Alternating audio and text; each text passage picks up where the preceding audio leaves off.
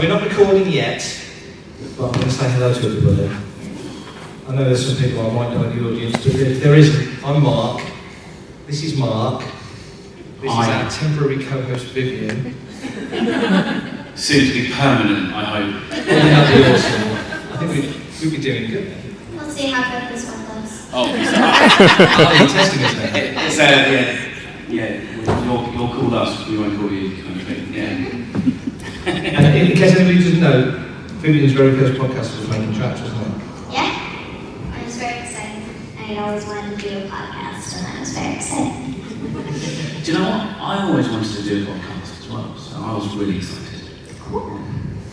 So what went wrong? I got stuck with you. James Jones didn't want me. Shall we start recording? Oh, it's wrong. Oh, it's rolled. Well, we've just recorded the outtakes. You're live. Let's go and listen to Christmas bloopers then. Yeah, we need to do that. Right, normally we have wonderful introduction music, which I will add in later, because we've got our graphic on the screen. So whenever you're ready, you can all start cheering and clapping and making a lot of noise.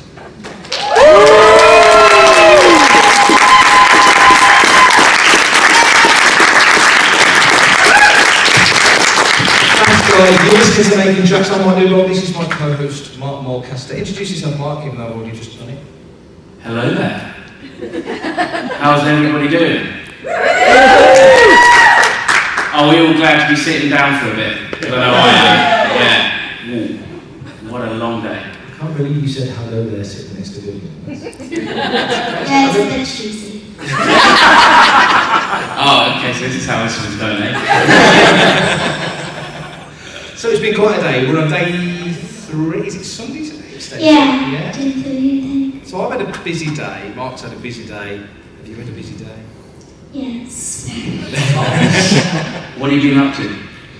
Well, I started the day with like 10 minutes of signing autographs, and then I went to my first panel, and then I had a break, and then I went to my second panel, and then I did photo ops, and then I came back and signed some more, and then now I'm here. Wow, that's good going, I mean, for anybody. Be honest, is this the highlight? We'll see. Not a no, not a no. So we've decided, we don't really plan an awful lot, do we? We usually just talk. If anybody's listened to any of our podcasts, you can tell we don't plan a thing. Yeah. Well, at least I don't. I plan minimal stuff. Yeah. But being a celebration, it's a bit special being a celebration because it's our Super Bowl or our WrestleMania. It's our big weekend, isn't it? Cool. How has your... Well, Mark, you obviously being with the Rebel Legion, you've had a busy time down on the fan stage. How's it been for you? It's been bonkers. So I got on site Wednesday about 11 o'clock, left about 6 o'clock, went back here Thursday at 8 o'clock to do the build-up, left about 8 o'clock. And then we started the show, and we had the 501st Bash on Friday night. Yeah. And I played in the band, which was alright. And then we had Saturday start, so I was here at 8 o'clock, and we had the Sail Barge Bash, which then got me home about 1 o'clock, and I was back here at 8 o'clock, and now, I don't know, is it Monday, is it Sunday, is it Thursday, or Thursday? It's Sunday. Is it? Easter Sunday. Did you get any Easter eggs? Is it Easter? Yeah, it is Easter. We're just here, so... Well, that's did you not get any Easter eggs? I have one. My mom has it back there. I got one, and it's Yoda gummies. Nice. But there's not enough for all of us. I mean, there are quite a few. It's Mom's decision, though, since she thinks we deserve candy. Told you we've got to be on our best behaviour. That's totally right. Maybe afterwards. Maybe afterwards. I'll take it. So now we've got you here. We're going to keep you forever because you've had a full-on day. But Obi-Wan Kenobi. Last time we spoke, I think we were fairly early on in you being able to talk about stuff, and we've seen you at a lot of events around Europe and the UK and the States and stuff. How has that journey been for you? Are you enjoying getting out and meeting people? Well, yeah, it's really fun at these conventions. I get to see all the fans, and I get to walk around, see all the cool stuff, and I get to travel different places, you know.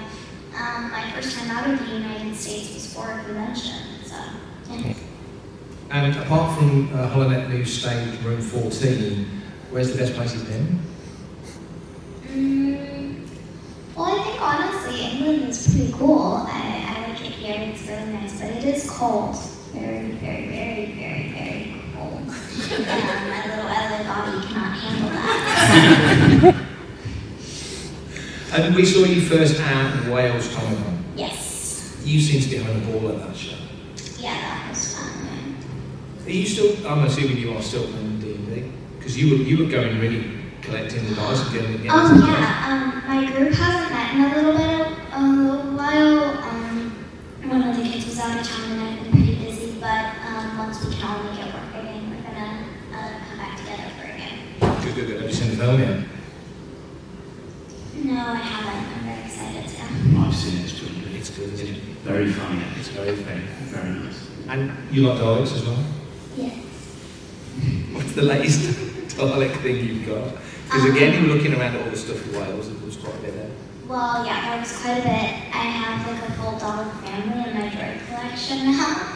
I think there's like 5 or something. And here, actually, there was the droid builders, and they had these little egg droids, which they designed like differently to be kind of like different styles to represent their builders. And one was a Dalek, and I thought that was really cool. Was it in the race? They've got a little track out there, haven't they? They're doing little races. Yes, I saw that. I actually participated in one of the races. That was How did you do? Terrible, but yeah, it was fine. And but they did have egg droids out. I wasn't there, but I saw it when I did the tour of the OG builders yesterday. Excellent. So you enjoyed the show, I mean, apart from the talking on stage and all the other responsibilities you enjoy so much and so forth? Oh, honestly, those are the most fun parts. I really enjoy like the panels and stuff. I really enjoy like, for some reason I have this thing where I really like answering questions. I like to know things and I like for people to know things as well. So yeah, it's really fun to like do these kinds of panels and podcasts and stuff. That's really good. If you're curious about people and like to talk about stuff, then you're right fit to start with. Yeah. So have you seen many costumes, people in costumes, other than myself? Yeah, actually I have. I've seen a lot.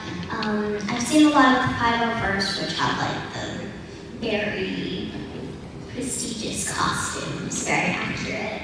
But like I've seen a lot as well that are really cool, and I can tell a lot of people worked really hard on them. I've seen like, I feel like over 5 people dressed as me already, which is weird, but also fun. I was going to say it's a bit odd seeing people dressed as you. And how do you rate their costumes compared to what you were wearing? Well, of course, I wore it every day for 8 months, so I understood all the things wrong with it. But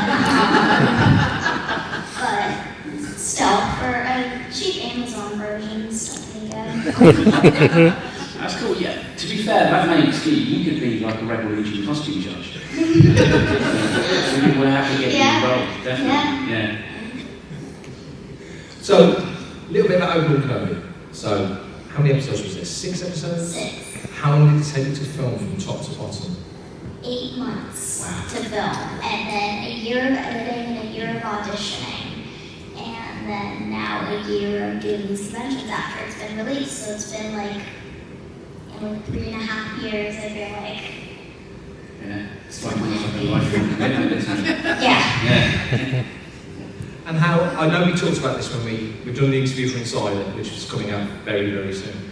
How much taller did you grow from when you started to when you finished? Well, actually, when I just saw Deborah for the first time since we finished in the panel, she said that I had grown quite a bit.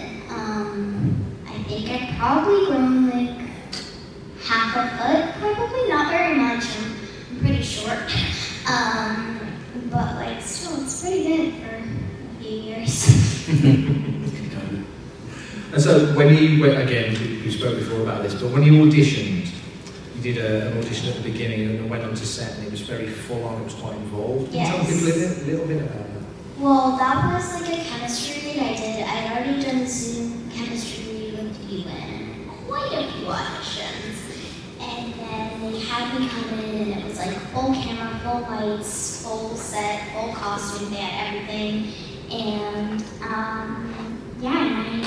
I was on there, I got kind of nervous, so they did a private one as well, which was just me, Deborah, and you in Deborah's office, which was really nice. And it was kind of like a get to know you, get to know like your strengths and stuff. And then I'm pretty sure after that I was offered the role. And how did that feel when that role, they go, yep, you're Princess Leia, it's yours? I mean, very surreal. Kind of felt like time stopped in that moment. But yeah, I like to the point where I don't really remember it. It feels like it didn't happen. But you know, it was just amazing. So when you got the role, or even before whilst you doing auditions, were you looking at the Princess Leia like from TV and films and stuff?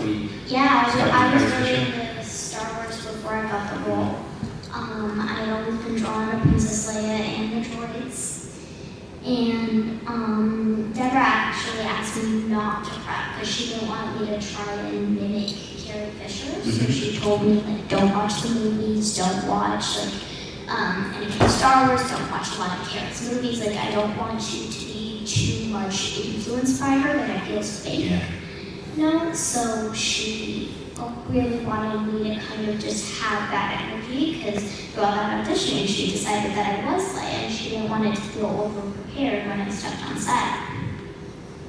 That's a good decision though, isn't it? Because if you come in and done like an impression of Princess Leia or an impression of Carrie Fisher, it might not have worked as well as it did. Yeah.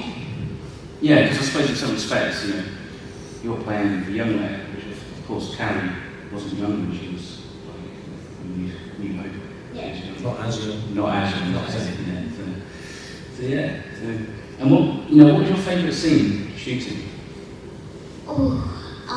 I mean, all the scenes were super fun to shoot, you know, like as long as I was with my other cast members, they were always so kind and I always got to film such awesome scenes, but I feel like with the stunts and stuff, like when I fell off the building, that was really awesome and fun to do. How many people say falling off a building was awesome? Then again, I did. Not everybody has the force catching them, do they? Exactly. How many times did you have to do that?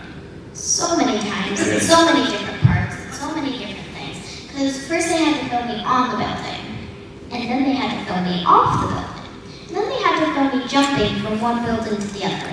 And then they had to film me grabbing the wire. And then they had to film me hanging from the wire. And then they had to film me falling from the wire. And then they had to film me in midair. And then they had to film me being floated up by the force, which was not comfortable, may I remind you.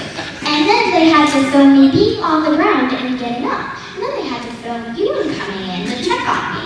And then they had to film extra little bits and pieces from on the building and off the building. And then, yeah, I did most of it. I can't take credit for all of it because there was just one shot of the actual landing and grabbing the wire that I was a little bit nervous to do, so that was actually my stunt double Molly. So, yeah, I can't take credit for all of that, but I did most of it. I think that deserves a round of applause. I think if I'd seen that on the call sheet, I would have just jumped off the building. Yeah.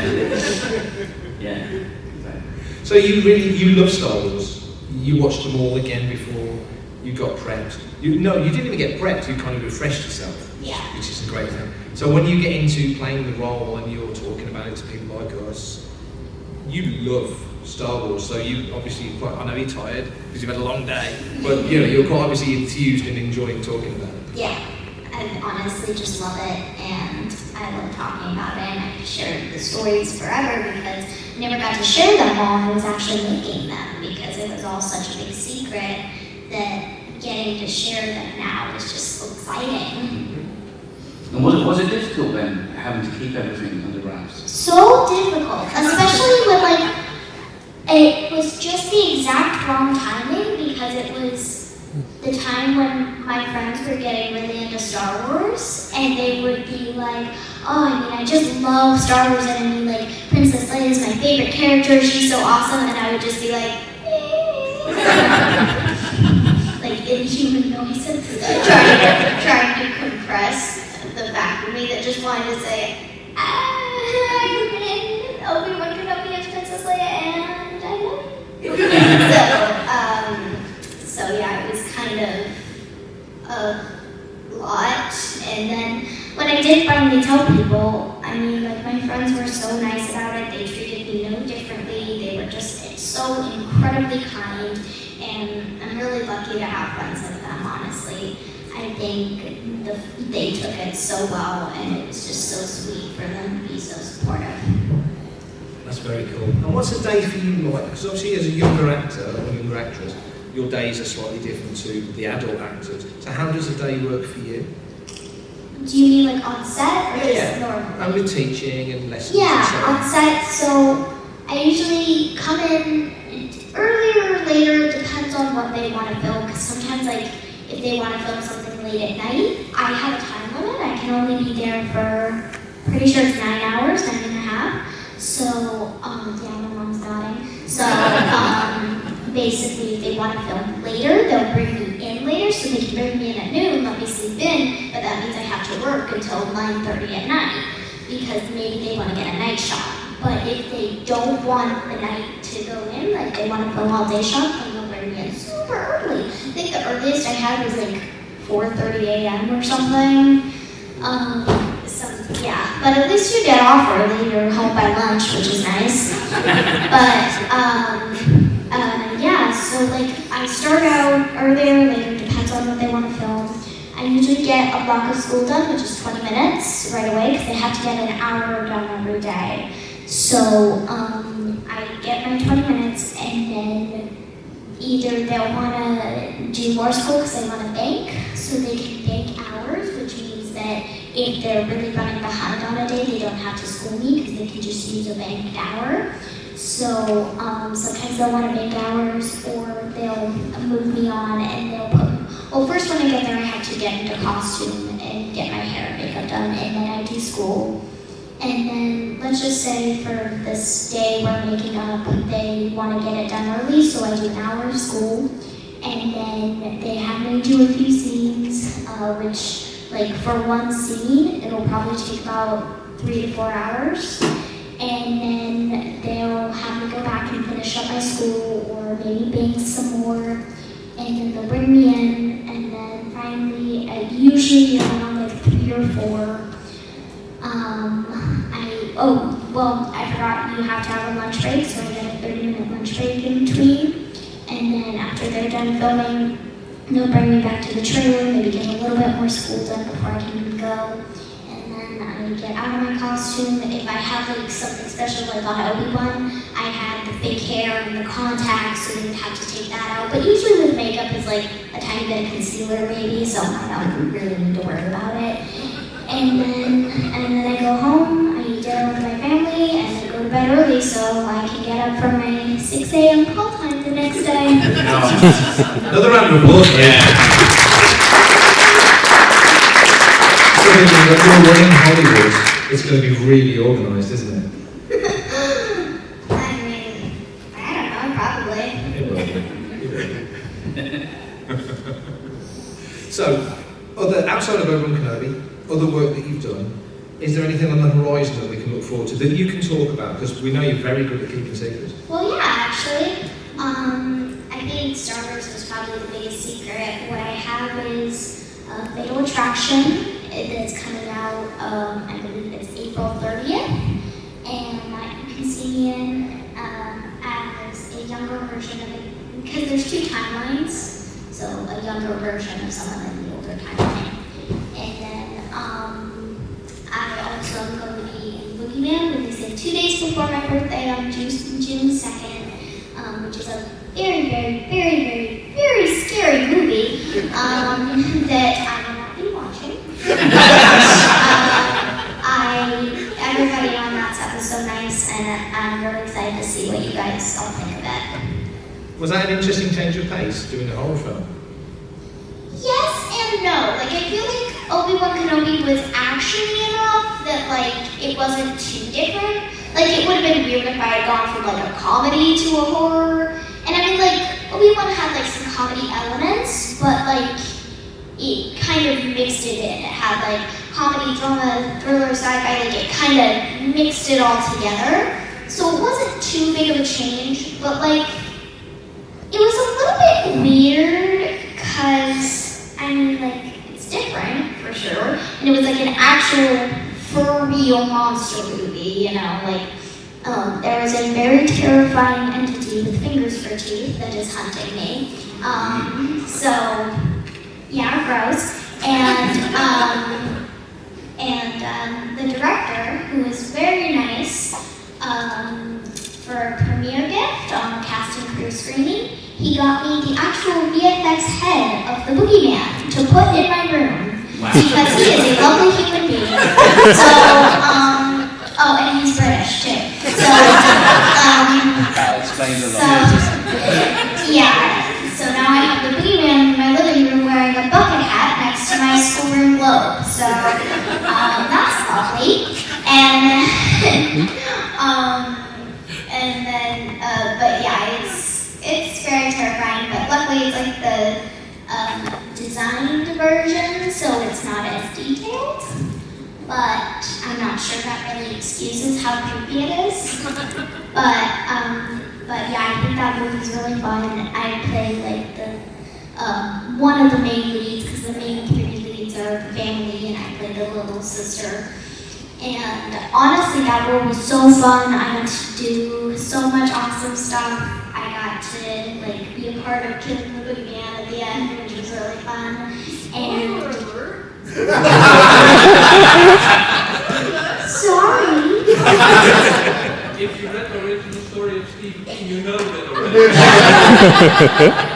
True. I'm sorry for spoilers, but I mean, it's a monster movie. You know the monster's gonna get killed.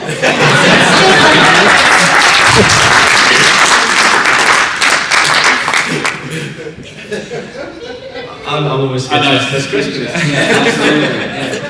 Yeah. I was amazed to learn that you wrote a book when you were 3 years old that you can actually buy on Amazon, and it's a real thing. Yeah. Called Spider School? Yeah. Tell us about Spider School. Well, I don't know. It just kind of happened. I wanted to write a book about the Spider-Man Malcolm who lived in a very dense bush on a very dark street where Spider-Man Malcolm wanted something to eat. That's the beginning of the book. But yeah, I wrote it out, and then my dad knew this guy who could like draw it out and get it published, and he helped me storyboard it out and draw it and write it, and now it's being sold on Amazon, and it's actually selling out pretty quickly, which always makes me feel good to see 8 left in stock on Amazon. So, but yeah, it's really nice. Dad says we should restock it soon, and I'm thinking maybe I'll write a sequel someday. Spider University. Yeah, yeah. 10 years later. And what other writing would you like to do?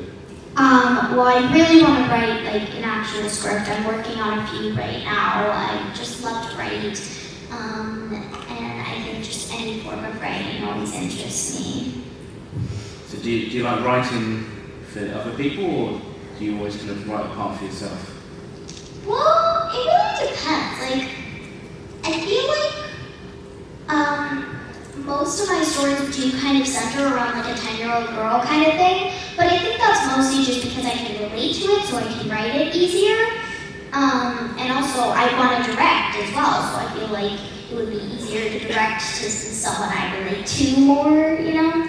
And so it does tend to be centered around someone similar to me, but it really depends, like, where I'm writing it, when I'm writing it, if I want to be in it, kind of thing. But mostly I just want to write and direct and see if I feel like there's part for me. So when you're on Kenobi, were you taking notes and watching what Deborah Chow was doing? Yeah, I was, and I actually had quite a few ideas. I tend to, on movies, like, have ideas for scenes, do little, like, improv stuff that I'll add in. And Deborah was so like amazing about that, and she would be like, okay, let's try one with and one without. And sometimes she'd be like, I feel like it doesn't really work, and I'd be like, yeah, I agree. Or she'd be like, actually, that's pretty great. We'll make that a thing. And like, it was really great. She was just so accepting, and it was wonderful. And I hope I can turn those ideas of mine into something of my very own one day. And do you enjoy, as you get older and acting more, do you enjoy improving your craft? Because every actor learns new things and sort of assimilates from other actors. Do you enjoy that process? Absolutely. I love learning new things from different actors, especially ones who have had more experience than me. It's always so fun working with them and seeing what they do and like understanding new tricks and stuff. I remember an actor on the set once told me something that I'll never forget. He said, well, you get to act, but you get paid to wait. It's very true, and I think there are things that I've learned like that have really just changed my career and really helped me along. We're not going to keep any longer because I think you're probably ready for a chill out time. But can everybody give Vivien a massive round of applause?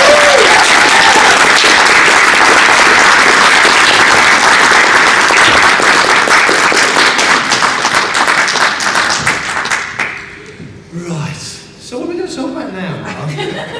Oh, I don't know. We're going to give our co-host a little break. Yeah. A long break. Another break. Unless you want to pick a topic.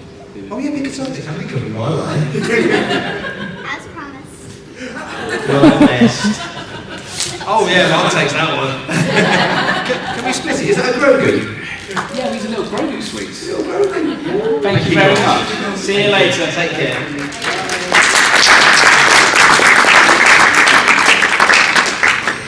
Are we going to fight to see who actually puts these in the collection? I've got no chance against you, so you know. So, it's been a packed convention. We've still got a day to go. Yes, we have. It's been a good one for Fantha Tracks. Has it? Yes, because we had Slightly Mentions on earlier, which was wonderful with Mr. Naylor over there. Hello, sir. Hello. And we've got Planet Leia tomorrow. We have Desert Planet on the Galactic Senate stage. So we've had plenty of stuff going on. Awesome. Yeah. But 40th anniversary of Return of the Jedi. Done. Yep. So, because I thought we'll pivot a little bit because everybody is talking about the reveals, so I'm sure everyone's bored and of hearing about bored. I don't think they're bored about hearing about the reveals, but it's been chewed over plenty. And to be fair, all cards on the table. I've been so busy, I've hardly seen or read anything. Same. So yeah. So I'm definitely relying on that live stream. Well, when I've got full edit control, I don't mind being misinformed because I can click it out, but I've got a room full of people in front of me, so I don't want to do it now. So 40th anniversary. 40th anniversary Jedi. To you, you mentioned it on the Rebel Legion panel, and you've said it in such a sweet way, you basically called me an old fan. Yeah. How important is Jedi to you? I assume it's pretty important. Pretty important, partly because my gateway, and I've said this a couple of times on the records, my gateway into Star Wars was actually the Ewok cartoons, which is a really random and slightly niche kind of like entry level, and some people are quite cringing. I happened to actually pick up an animated cell. Really? Yeah, which I thought earlier today, so that's quite cool, because it's got my first crush Latara on it, so, you know, very happy. So yeah, I mean, and it was slightly more accessible, you know, I mean, there was a lot more kind of like kid-friendly kind of stuff about it, you know. So, the reason I ask is because we've just had Vivien with us, still can't believe she I know. But we just had Vivien with us, and obviously she's 10, and she's just coming into Star Wars, and she watched all the films and stuff, but I should have asked her really, that, you know, what was the moment, I mean, Obi-Wan is obviously the thing she's going to remember, but what's the moment when she hooked into Star Wars and really latched on, what was the thing? And everybody's got something, and it's usually different. Yeah, I mean, in fairness, actually, probably my very first memory of watching Star Wars was actually around my friend's house, and he wasn't there actually because I was ill, and my mum had to go to work, so my next door neighbour actually said, "I'll look after Mark," and she was like, "Oh, do you want to watch Return of the Jedi?"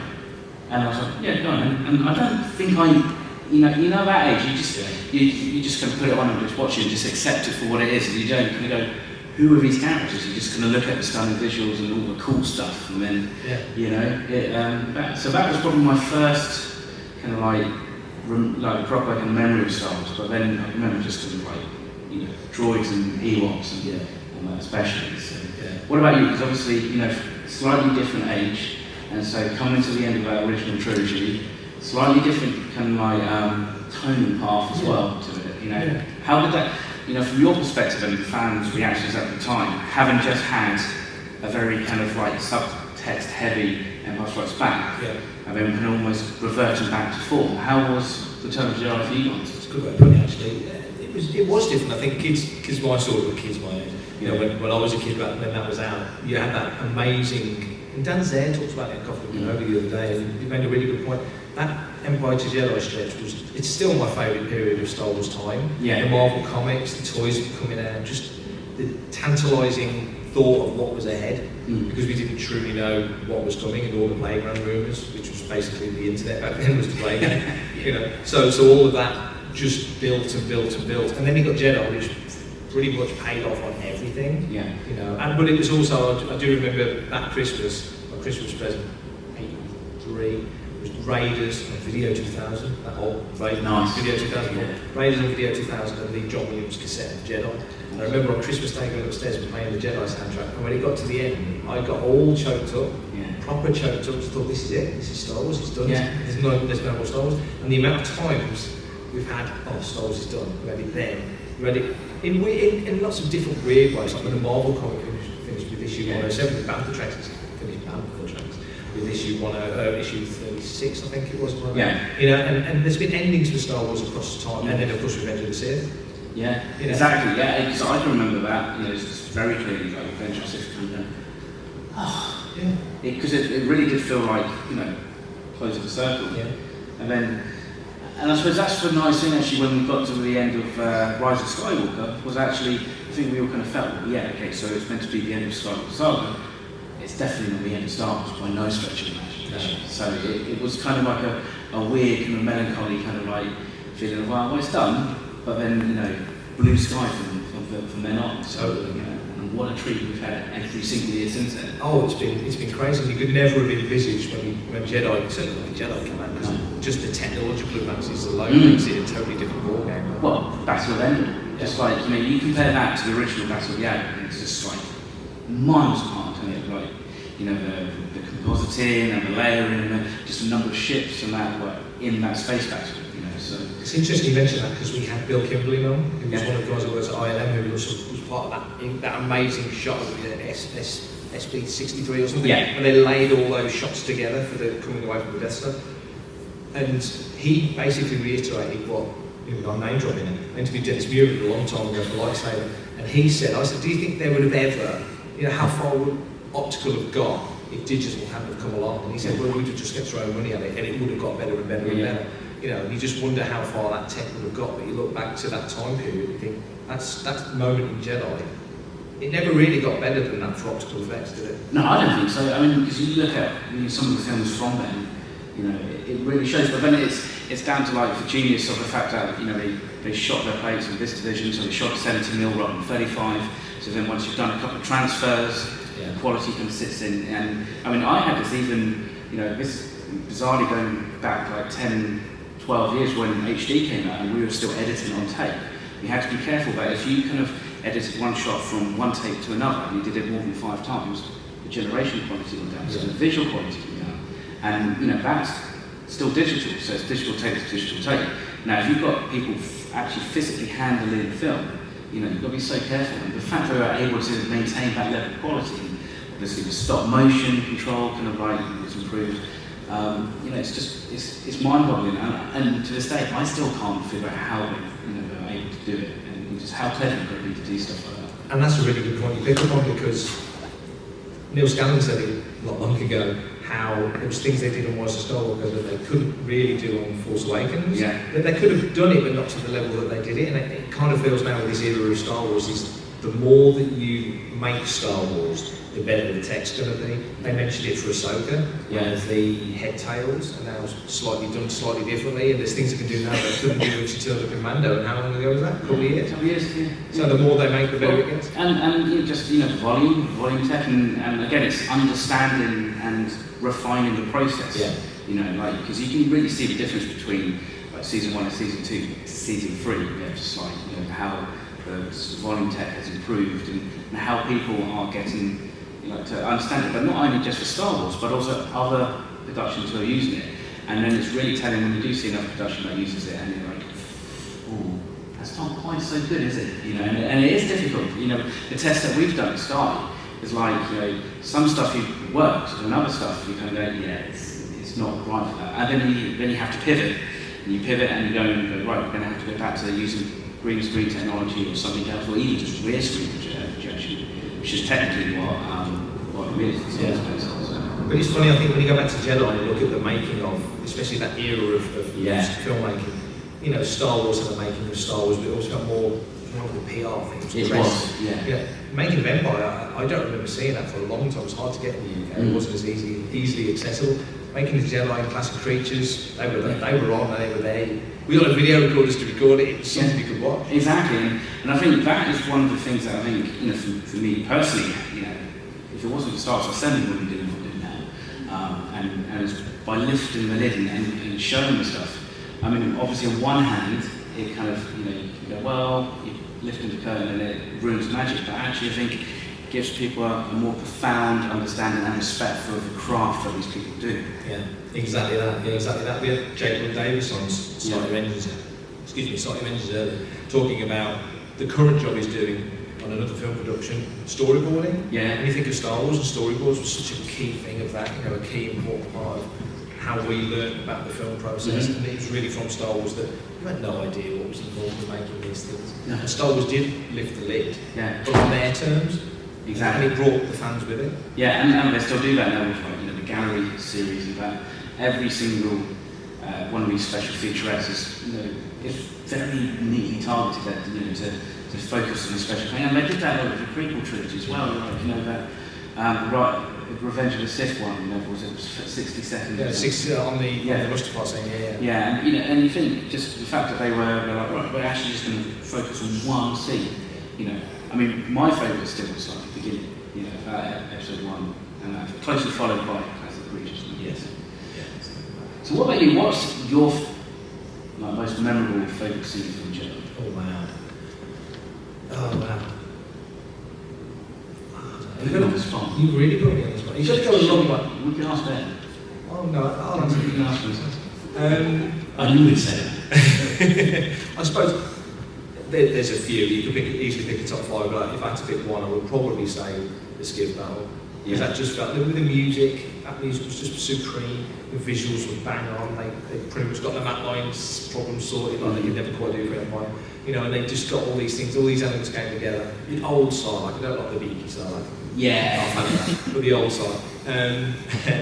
Just the way it plays, just the way that whole thing plays out, it felt like, Luke's finally here. Yeah, because it's for ratcheting up that tension, the John Williams beats, the cuts, and it's that classic thing of like, and it's masterful editing because you're seeing all the chess pieces move into position, and then it's just like that fanfare and it's cool. Not so much of a fan of like the way Boba Fett goes, but hey, what can you do? So. What about you? The same question about. Oh, to be honest. I've always liked that that final duel, and for me, I think it's because there's something about the lighting in that thing. It's got a really thick density to it. Luke's black tunic is black, very dark, and it's kind of blues, and that one shot where he's underneath kind of like the catwalk and he's kind of half lit and stuff, and the symbology behind that, and obviously when he kind of comes out after Vader kind of like he says, "Oh, what's this stuff?" He kind of unleashes hell on that, and yeah, I know. And obviously the music as well, like the John Williams kind of music, that kind of like that score of that choir was just like it's immense, isn't it? And I don't think like they've topped that in terms of like just a combination of the scene. It's a good point you make. You kind of forget about that. You don't forget, but you don't acknowledge it. When you hear Duel of the Fates, it kind of feels like that's the first time you had a mega choir going for it, but it wasn't. You had each other. Yeah, and for me, it's all that choir in Jedi, with the all that stuff's quite dark and it's quite gothic, and I really like it and it resonates. Thanks for reminding me that you're a musician. That was excellent. Thank you. Well, we'll throw that out to the crowd. There were masses of people who were tweeting pictures of Vivien Lyra Blair. I'm loving it. Anybody, shout out. The mic's all picking up. Favourite scenes from Jedi, and tell us why. Slave Leia. Okay, we're going to... No, go on, why? No.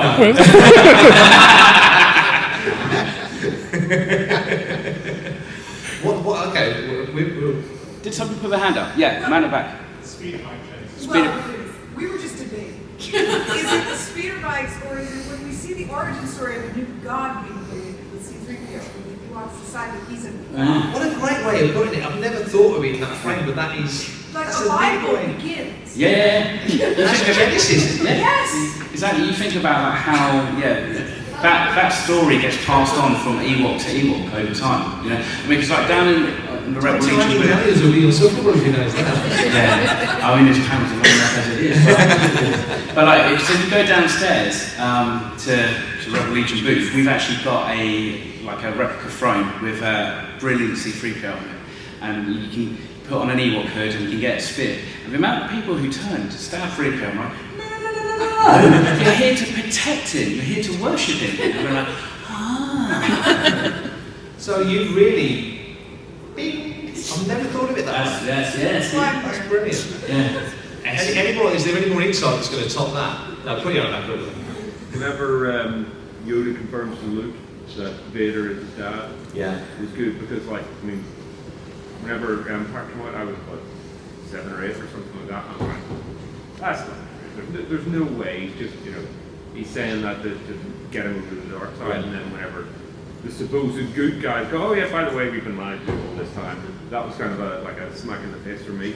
Yeah, that's a good point actually, because when you look back at it, you realise that as much as Palpatine, not in the same level, clearly not the same level, but in the same way that Palpatine was manipulating circumstance to make things work for him, and then Yoda were also kind of doing the same with Luke, because he was the big chance, wasn't he? Yeah, and watching him as a kid didn't really kind of doesn't go over your head, but then you start to think about it, and actually hang on a sec, and it comes back to that thing that we've discussed loads of it on the episodes about that whole James Bond thing of the villain never lies, always tell the truth, and it's actually the goodies who tend to have to motivate people and therefore manipulate the truth to get the motivation for the protagonist to move on. Yeah.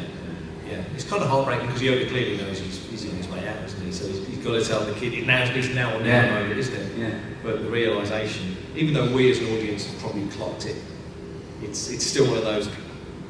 Exactly. Yeah. And I think also the fact that you see that Obi-Wan isn't who Luke thinks he is. About that whole kind of hero worship kind of aspect.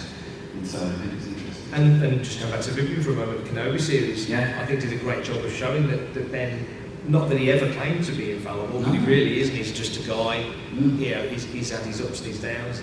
In that show, he's really got put into an empty chair. He's really on his uppers, isn't he? And there's a whole process to building him back up. But he never claimed to get everything right. No. Young man in front. Yeah, I was just going to say, to this day, I cannot watch the end of Return of the Jedi just because being a kid, psychologically, that was like the end of Star Wars. So that could be my favourite scene, but to this day, as soon as it gets to the Death Star flying up, end of Endor, I just have to turn it off. Oh, really? That's interesting, actually. I do totally get that. But I think one of the better changes is the end in extra shots of seeing people celebrate the liberation of the galaxy, from different planets. Not a huge fan of the music change, but but those shots I think themselves are pretty cool. Now I'm going to do something because he tends to ask a lot of questions to our postcards, but Mr. Skywalker is over there. So Mr. Skywalker, what is your favourite scene from Return of the Jedi? It's a bit boring. It's pretty much the same as your answer. Duel between Vader and then especially the music, like you were saying. Like I said, it's the most effective scene, really, from the whole 9 films for me. I don't think you can talk about it. There you go, and you're your man back eventually. That's a good point though, because you look at the whole run of it. I think it was Roland Emmerich who got directed Independence Day. Talked about Jedi in the Empire interview, and said that if you look at it, the last third of Jedi, the last sort of third of that film is culminating not just that film but the whole of the trilogy, and does it really, really well. And you think, And, you know, we've talked about things like this before on the show. You look at poor old Phantom Menace and had no chance to, because it was being compared to the trilogy. Exactly. You know, and then you get to Rise of Skywalker, and it's got to wrap up not just itself or that sequel trilogy, but the whole 9 films. And no film's ever going to satisfy that. No, or even Revenge of the Sith, you know, because you're going to get to the end of that and it feels like, quick, oh, I've forgotten to do this, and they need to kind of like have all these different resolutions, whereas Jedi, it was perfect, you know, and I mean, again, it's kind of like that whole classic, you know, Lucas' ability to really give the space battle and the ground battle and like the duel and everything, like the breadth that it needs to kind of like keep things going and move the story along, keep you interested. Whereas like, yeah, as much as I don't like to wrap on like, you know, Rise of Skywalker, it felt a little bit rushed and stuff like that. So, and I think talking about what's been announced this weekend, you know, with the Rey film, yes, you know, that's really going to pick up. It's giving us a gap as well. Star Wars is good at giving us gaps so they can put comics and books in there, and with a TV show. So that's going to work out quite nicely, isn't it? Yeah, and pretty sure I think I called this one a while back, saying that I reckon the Rey would be one of the next stories they're going to tell. Yeah. So, hands up, who's actually excited for Rey? Yeah. Oh, generally. We have a very, very discerning audience, and we may even have a Rey in the audience. Yeah. Ray, are you happy? Are you excited for the next Rey movie? That's a yes. That's a yes. Yeah.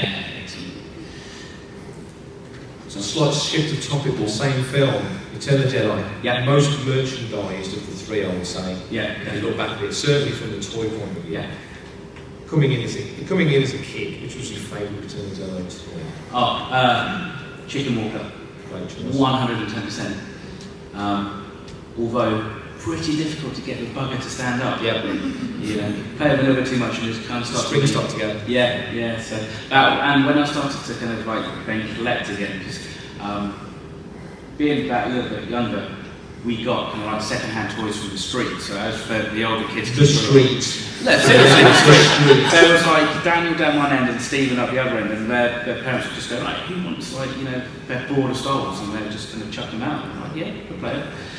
I mean, me and my brother did throw a Millennium Falcon out of the bedroom window to see if it would fly. Didn't go too well, but yeah, the Chicken Walker. Octodon Movac was doing it. Yeah, exactly. The Chicken Walker itself was definitely one of my favourites, just because like the mechanics of it worked really well as well. You know, you think about how good that was like 40 years ago. Yeah. I still don't know the scene with the. I'm going to say I love that you call it Chicken Walker because I know that's what I used to call it. Yeah. The scene with the logs when you see the legs go wobbling. It's like, how do they even think to be able to try to line that To up? animate it, yeah. It's perfect. Yeah, exactly. It's just crazy, isn't it? You know, so, what about you?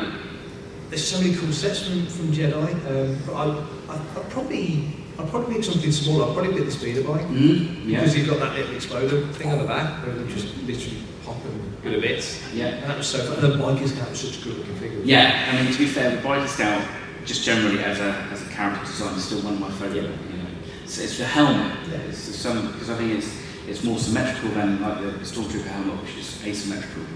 And actually, if you go down to the Rebel Legion booth, we have a 1-to-1 scale speeder bike as well. So very close to our Endor frame. Another one. You're all funny. You're good at this. I know. So what do you think, I mean, we've got 9 movies, we've got Solo, Rogue One, there's now 3 more. I would hope, I'd like to think definitely coming. Yeah. And we've announced 3 more films coming, so we're really on a big slate of films. What do you think the legacy of Return of the Jedi is? In whatever terms you want. Oh, God, I hate these legacy questions. I like to make you think. Yeah. A little longer. Yeah, exactly. Long weekend.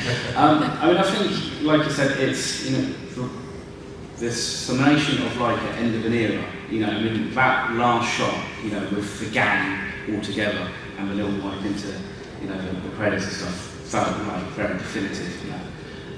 But then when you look back at it now, you're just like, oh, there's so many adventures that we went on. You think of all those like expanded universe and legend stories that we told, and then everything else. Yeah. And like, you know, I mean, it's just bonkers to think of like where they left it to where we are now.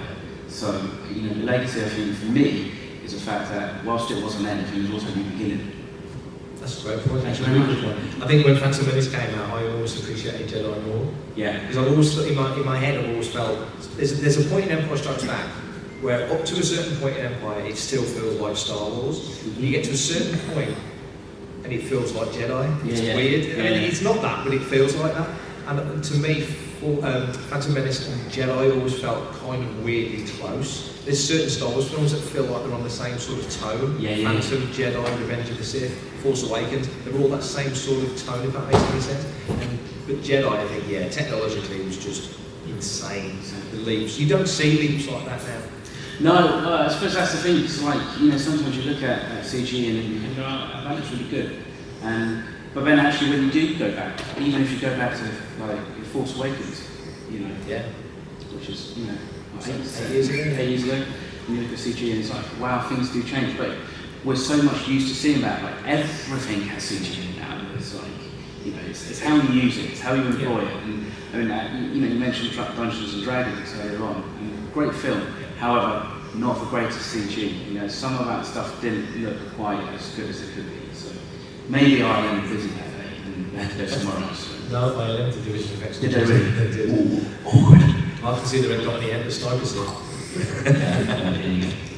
Anybody else got any thoughts on Jedi before we roll out this? Franker keeper crying. Oh, Mr. Naylor, yes sir? The worst scene. Oh, the worst scene. Worst This is controversial. We've already mentioned Oh, really? I mean, to be fair, it's like my worst scene in like a Bond film as well, so it might as well be my worst scene in Return of the Jedi. But for me, actually, I think it's really innate. It's like the random extension of the Jabba the Hutt throne door. Just like it's a bit like the one from A New Hope where they just had to kind of like CG a rock in front of Artie just to make it super literal. But I mean, I'm a big fan of Jedi rocks. I don't know about you guys. I mean, do we prefer Jedi rocks? Or are we like lapty neck? I prefer lapty neck, but I think what they did with Jedi rocks was really good. The scene, and especially going into like Ravula and stuff like that. Yeah. But and again, that's one of those things you think 1997, so they were doing CG in '96. Like how bonkers that stuff was now. I'm making assumptions. I'm assuming '97 was the first time we saw Jedi on big screen. Absolutely. Yeah. It's back. I think Paul, you were saying it's back in. It's back in theatres. Fairly soon, isn't it? Around the time of the anniversary. Cool. Yeah. Amazing. We need to set up a screen in there, don't we? We do. We need to set up a Fantha track screen. Why we're making plans live on stage? Are we going to do this? Yeah. Well, if we do it, I'm sure they'll make it more. I'll fit everybody in the living room. We'll fit. TV's not big enough, mate. Any more thoughts on Jedi? Oh, I'll hand it back. Here we go. A question, because you said that you didn't like the music. What do you think changed? That's a good question. It's a controversial question. I mean, that's why I asked. Yeah. I mean, I suppose part of it all kind of comes down to where if you subscribe to that whole theory of like when Anakin stops being Anakin, becomes Darth Vader and all that. I mean, there's always that thing in there of like if you are erasing somebody's performance a little bit. April 28th, Return of the Jedi returns. Thank you, Mr. Naylor. I'm so glad you walked right in front of me and completely put me off my point.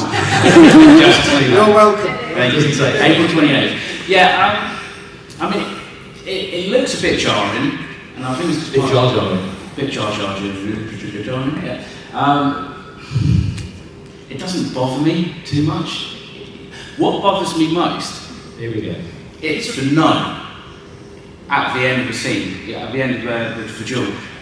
I think that works, and I've said it so many times, George Lucas works so much better when it's just visuals, and I just don't think you need that no. Partly because it just sounds like an outtake from Revenge of the Sith, and I just think it just doesn't work in that scene, personally. That's no, I agree. We could do a whole other podcast. Yeah. I'm sure we will about the benefits and not the pros and cons. Yeah. But I think you're right about the Jedi rock scene. It works pretty good. I mean, 1996, I guess they made it out in '97. CG compared to now is like can't compare.